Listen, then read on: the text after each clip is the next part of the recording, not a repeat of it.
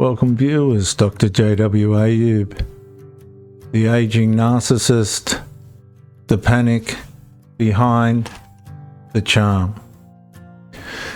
Viewers, have you ever noticed someone suddenly become more affectionate when they sensed you were finally capable of leaving? At first, the transformation can feel convincing. The criticism softens, promises return. Future plans suddenly include you. The person who once treated your loyalty as guaranteed begins behaving as though the relationship has become precious again. But something has changed beneath the charm. The aging narcissist is no longer merely pursuing admiration. They are confronting dependency.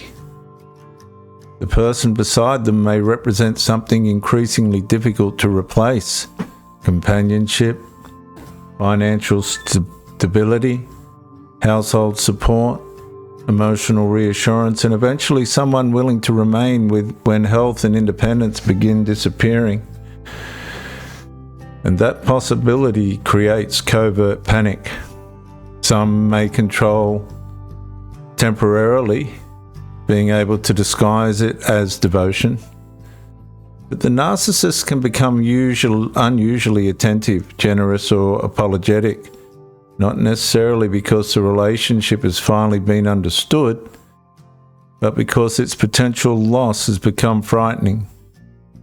Yet the partner remembers what came before: the broken promises, unequal responsibilities, betrayals, silent treatments, years spent being expected to give while receiving affection intermittently.